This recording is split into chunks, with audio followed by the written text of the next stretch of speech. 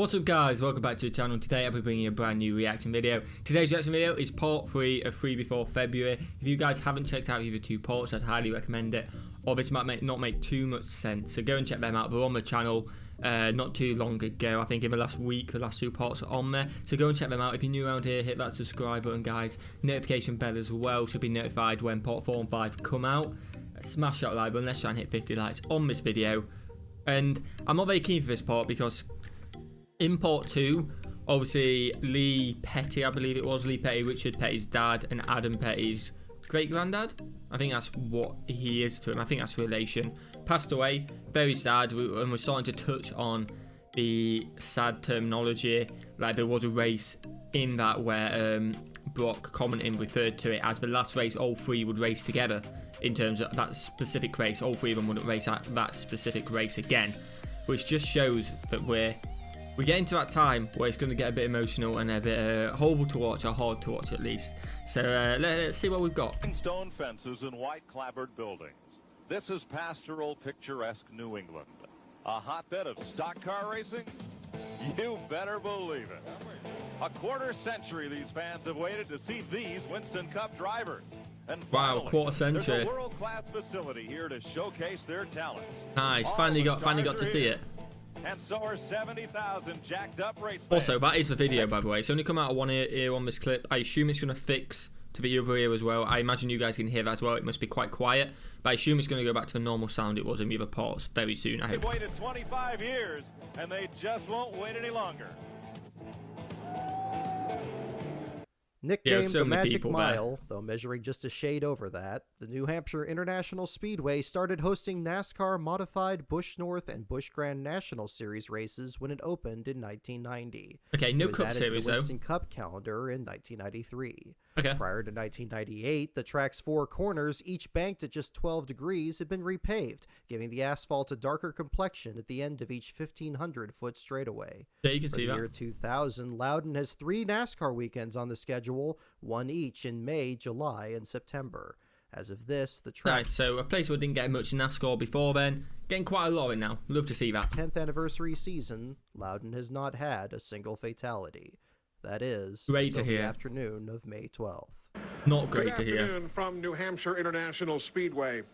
We greet you today with heavy, sorrow-filled hearts because during practice here yesterday, 19-year-old Adam Petty was killed. An accident in turn 3, taking the life of the 4th generation of racing. 19 years old, man. Again, in practice as well, which almost makes it kind of worse. It's tragic no matter when it happens. But the fact that it's in practice, like, it's not even meant to be a fully failed racing going at each other. Wow.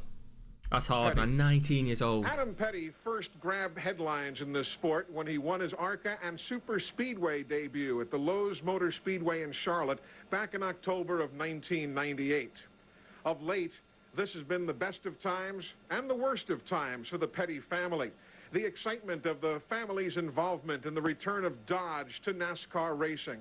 The excitement of seeing Adam Petty move to the NASCAR Winston Cup circuit for the DirecTV 500 at Texas just a few short weeks ago. Then all of that tempered by the passing of the family's patriarch, Lee Petty. Okay, I got Lee Petty right. It just shows how you can go from such a high. The family traditions carried on. Not Richard. Kyle, I think it's Kyle. Kyle Petty's son has finally got into the Cup Series. It's amazing, the highs of the highs. One trauma of obviously Lee Petty, which again hurts the whole family, must hurt Adam as well. And then not long after, for him just to pass away, such a young age, man. Horrible, horrible times. It just shows that you've really got to enjoy the highs while you can, because you do never know what's around the corner. Hopefully it's more highs, but you've got to enjoy the up moments as much as possible, because it can turn south real quick, man. And now, just unbelievably, Adam Petty, at 19 years of age, having just begun to experience life, tragically taken from all of us. Needless to say, we offer our condolences to Kyle Petty, to his wife Patty, yeah, Kyle Petty, to Adam's brother Austin, his sister Montgomery Lee, to Richard and Linda Petty, the entire Petty family. A heartfelt condolence, although I'm afraid that at a time like this, Our words just come up way too short 100%. of filling the void that certainly they have to be experiencing. Adam Petty. No matter what you say, it just can't fix anything in this situation. Horrible, man. 19 years old, Dead wow. at the age of 19. Shortly after 2 p.m., during practice for the Busch 200, Adam Petty's car goes straight at the entrance of Turn 3 and smashes into the wall nearly head-on. There is no footage of the accident, but eyewitnesses say the car briefly catches fire as it grinds to a stop against the outside wall. No, that's a big hit then, as straight the into Petty the team wall. prepares the backup, emergency crews begin to cut the frame of the primary. Petty is removed and transported by ambulance to a helicopter pad outside the track, where an airlift awaits. By the time Petty arrives at Concord Hospital, he is pronounced dead. The cause of death is originally listed as serious head injuries, but it is later clarified as a closed head injury at the base of the skull, also known as a basilar skull fracture. Awful, man, absolutely awful. And let me know, I imagine he wasn't wearing hands device. Let me know in the comments. It may get answered in this documentary, I'm not sure. But again, obviously, hands and, sorry, not hands, head and neck device is hands, isn't it? Which obviously straps your neck into the car so you can't move your head. If you crash, your head can't bash forward. Let me know if he was wearing it, because it wasn't mandatory back then, and ever since that's been introduced, there's obviously been no deaths. Because if it's not, surely he's got a head injury. That's a massive warning sign. A massive warning sign. The number 45 car is covered in a tarp, then removed from the track. While it's never officially confirmed what happened to the car, it's believed... Well, sorry, warning sign's the wrong thing. It's happened. That's no warning. It's happened. Sorry, warning sign is the wrong. I was thinking, man, it's not a massive warning sign. It's a disaster. That nothing's happened. And now, going on from this, it's a disaster if it is the case you weren't wearing hands. That it wasn't changed. So maybe Dale Earnhardt Sr. was mandatory. It's a disaster that it didn't get changed. Definitely not a warning sign, because this isn't a warning. This is a full-fledged disaster. They've got words completely wrong there. Believed to have been buried. The team withdraws. The future of both team and family very much in doubt. Well, I'm today's not show surprised. was meant to be a celebration of Adam Petty's life. He was certainly just a fine young individual. Just a prince of a guy. He came from one of the finest families that you'll ever want to meet. And our prayers and best wishes continue to go out to the entire Petty family. You know, this is a very dark time, but I know what I'm going to do when I think of Adam Petty. I'm going to remember that smile. And I encourage fans to do the same thing. Remember the smile, then it won't be so bad. Very But remember good the point, best Steve. moments. Remember the Petty smile. The somber race is won by Tim Fedewa. Interestingly, this is the only Busch Series race of the first 13 where Irwin's number 42 is not entered. Roper fails to qualify. The following Monday at 11 a.m., services are held for Adam in High Point. Among the drivers who attend are Ward Burton, Bill Elliott, Ernie Irvin, Dale Jarrett, Bobby and Terry Labonte, and Bobby Allison. A few years earlier, Allison had separated from his wife Judy after the deaths of their sons Davey and Clifford Allison, both rising stars in NASCAR. So let me know, did they die during NASCAR, or was it another tragic incident outside NASCAR? Because again, if they have, it's mental how many deaths can happen before something major gets put in. It really is. Again, obviously the senior figure, the name of NASCAR at the time happened. It brought massive change, which we're going to find out later in this documentary from what you guys have told me. But it's mental, but it was not a common occurrence, but it wasn't unusual. It seems that way for people to pass away until that moment, if that makes sense. Now, if one passed away now, it'd be, whoa, that shouldn't be happening. Like, well, how is that happening? It hasn't happened in 20 years. Back then, I don't know, it seems like, yeah, it's a possibility. Again, you can't fight science. Someone said that in the comments, you can't fight science. It's a dangerous sport, and sometimes disastrous things happen. But you've got to do all you can to stop it, if that makes sense. Davy's final start came in the inaugural race at New Hampshire in 1993.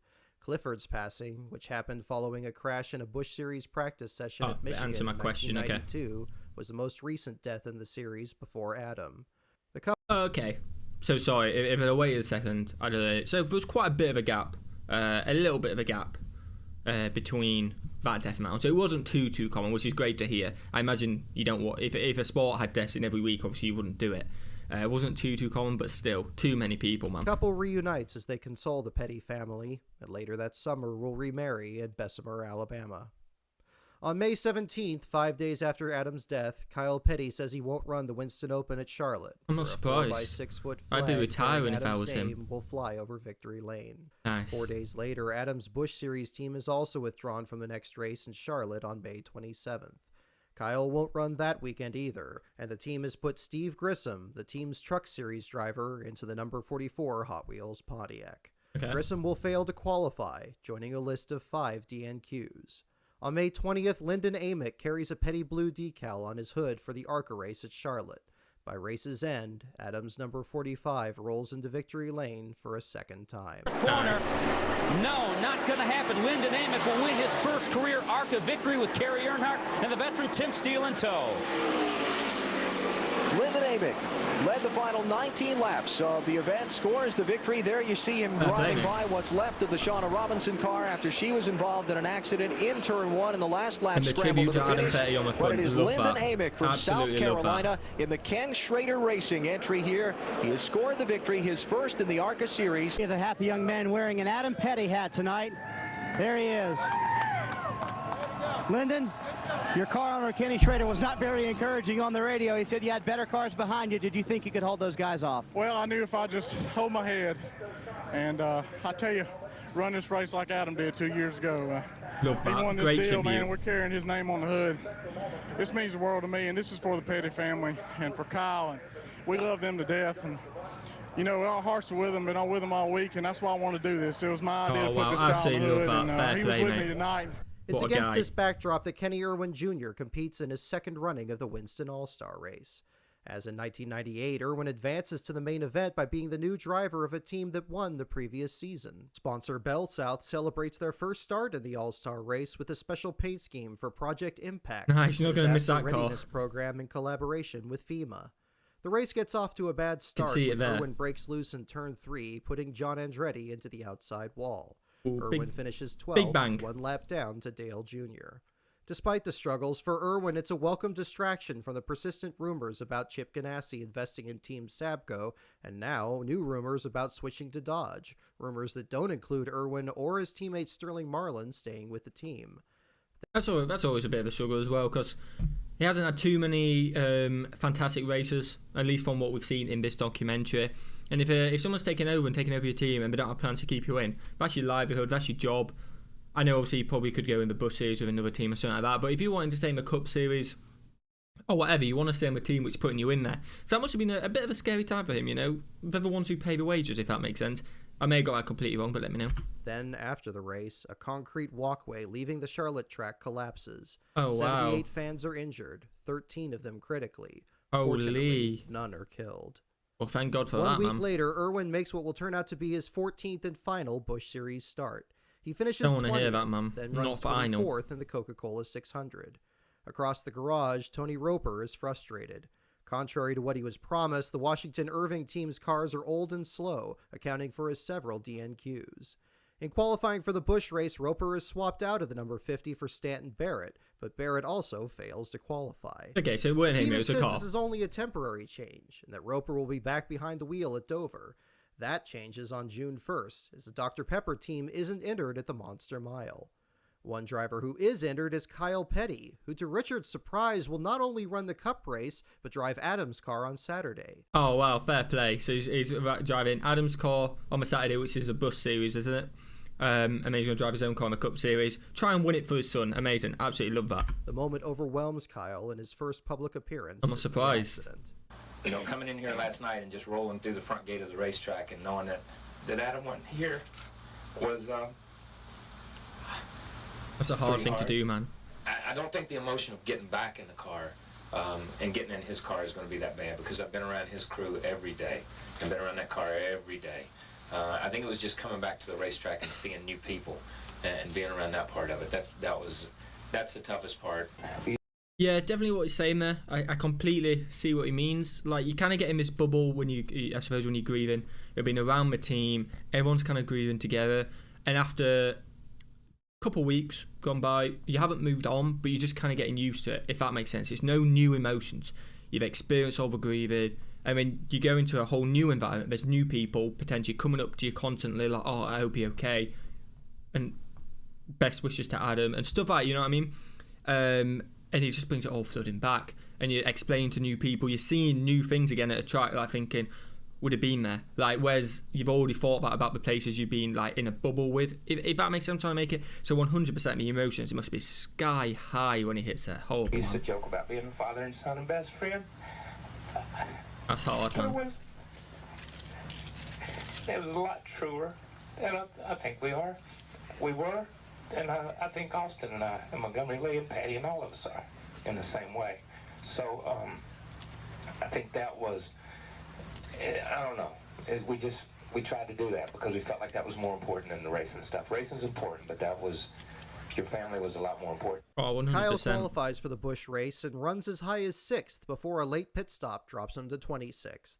Kyle misses the field for the Cup race, but serves as a relief driver for teammate John Andretti, who is struggling with rib injuries from his tangle with Irwin in the Winston. He does all this at Dover, site of Kyle's last Cup victory and Adam's first laps led in the series.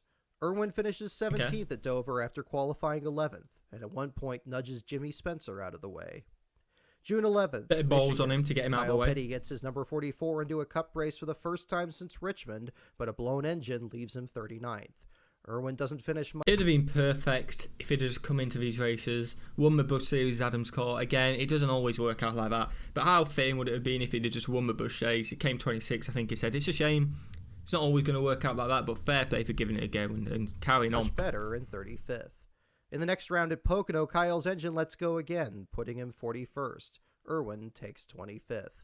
The series then heads west to Sears Point, where Kyle Petty makes a statement in qualifying. He puts his car on the outside pole, his first front row start since April 1996 at Martinsville.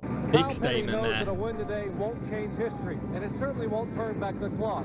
But it might be the first step toward the healing of a broken heart. Oh, 100%. It would be massive if he could win. Rusty Wallace may have the speed, Jeff Gordon may have the string, but Kyle Petty has the spirit. And the heart, man. From a very special sun that is shining. Oh, I hope he wins it. I really hope he wins it. Kyle's run happens on June 23rd, 2000, the same day I take this picture of Irwin's car on the front stretch. Wow, he took that picture. Yo, you guys have told me this Brock guy as well, who's created this documentary. Shout out to him. Original video will be in the description. It's like a huge NASCAR fan. Followed him for years. Been posting on this channel for years and years and years. Absolute legend. Working on a new series as well, which I've been told to check out. So shout out to him, man. And obviously as he goes to the races as well. Fair play. 3rd, 2000, the same day I take this picture of Irwin's car on the front stretch. That night, in the ARCA race at Toledo, Scott Baker is killed in this accident when his car strikes a protective tire barrier. In Sunday's Cup race on... Well, how are we just glossing over that? So, is this in the truck series? When his car strikes... Well, hearts out to him again. It is not part of this one. I know it's not the Cup series, I don't think it is, so it's the truck series, so maybe that's why it's not included too much in the documentary. But is that not far before February? Let me know, guys. But again, I hope his family was okay, and it's just a tragic event for it to happen in the truck series as well. Protective tire barrier. In Sunday's Cup race on the road course, Petty finishes 19th. Irwin squeezes Elliott Sadler in the wall, then spins out in the final laps and finishes 25th. Takes a lot of bashes. 4 days after Sears Point, things have gone from bad to worse at Washington Irving Motorsports. The team's website is down, and there's word the crew has been sent home without pay. Tony Roper quits and looks for a new team. I'm not surprised. Deterred, he may still have support from Dr. Pepper as a sponsor, but that falls through as they sign with David Green at CC Welliver. Later that same week, Roper tests with Alumni Motorsports, a struggling single-car Busch team fielded by Ohio State alumnus Brent Bouchou. The team doesn't go with Roper for the next race in Milwaukee and sticks with Lance Hooper. Meanwhile, Kyle Petty arranges with ASA driver Scott Hansen to qualify the number 45 at Milwaukee, while Petty runs the Cup race in Daytona that coming Saturday. Kyle finishes 30th in this Daytona again, shout out to everyone there. Love the atmospheres. I can't wait to go to one of these one day. There's so many people there. It must be a buzzing atmosphere. Held on July 1st, which also marks the final Cup race broadcast on CBS. That Pepsi for... Again, I paused so much in this video, guys. I'm so sorry. But hopefully you're enjoying it. The final Cup race on CBS, which was obviously We're leading close to Daytona 500 when who took over? Was it Fox took over? I think it was Fox took over, and it just modernizes it. Like some of the cuts you can definitely see old-fashioned, and why you can see why Fox was well welcomed. Let's just say that new angles, a lot better quality, and you guys definitely mentioned that in the comments as well. 400 will become the 87th and final Cup start for Kenny Irwin Jr. Oh, Irwin stays out to lead lap 86 under caution, the 179th lap he's led in a Cup car. Nice. On lap 123, he makes this daring move down the backstretch. They're pinching me every once in a while up here as they go 5 wide, 6 wide down the back straightaway. That's for about 13th that Jarrett moved into. He was 29th after he had his tire problem, that long pit stop. Kenny Irwin, that green car, ran the whole back. Okay, we've got Kenny Irwin there. To gain position. Irwin finishes 22nd and sits 28th in points, exactly where he ranked at the end of his rookie season. It's been a frustrating year, but outwardly, Irwin has reason to smile. Ganassi has gone over plans for him to stay in the number 42 in 2001, and he'll be driving a brand new car the next week at New Hampshire. Unfortunately, we know he doesn't make it, which is just a shame, but it looked like he had a bright future ahead. He's also planning on marrying his girlfriend. Oh, wow. Thinking of the right way to propose. That just makes it even worse, The next day on July 2nd, Kyle Petty travels to Milwaukee, where Scott Hansen has qualified the number 45 car in 18th. Petty finishes 8th, the first top 10 finish of the year for the team. Fair play. That same day, NASCAR officials looking into Adams' crash report no signs of mechanical failure. While crew chiefs still point to a stuck throttle, Mike Helton says there is no evidence of that. No evidence of a struck throttle, and again, pausing, sorry guys, but someone did mention in the comments, you had, I think it was Kenny Wallace, if I remembered correctly, Kenny Wallace, sorry, not Wallace. He had his crash, stuck throttle, wasn't it, going into the throttle just opened up, straight into the wall, and that's just a sign that it kills, and potentially, if this one was done by that, it does kill. Like, it's so dangerous, straight into the wall.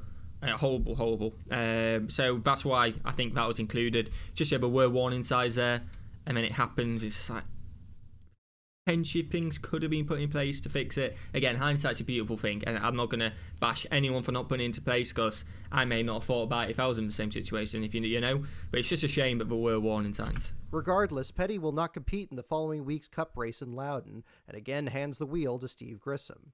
Yeah. However, Richard Petty will make the trip to Loudon as a goodwill gesture to track president Bob Baer.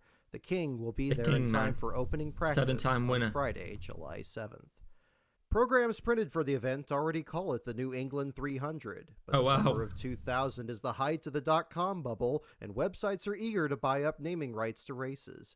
And so, after the Mall.com 400 at Darlington, but before the GoRacing.com 500 at Bristol, the investment of a cosmetic surgeon referral service means New Hampshire will host the ThatLook.com 500. ThatLook.com. Interesting names.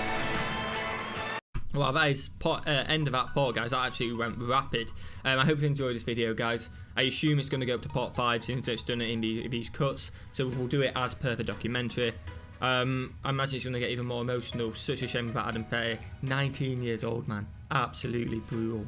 But I hope you've enjoyed this reaction, guys. Hit that like button if you have. Hit that notification bell for part 4 and 5. Probably, I'm trying to do it, I think 3 days apart or something like that. Just so I can get other reactions out at the same time and bring you this one. So smash that like button, guys. Let me know in the comments what you guys thought of this. Anything I've asked in this video, let me know, guys. I read all your comments and I appreciate every single one. Have a fantastic day, guys, and I'll see you in the next one. Peace.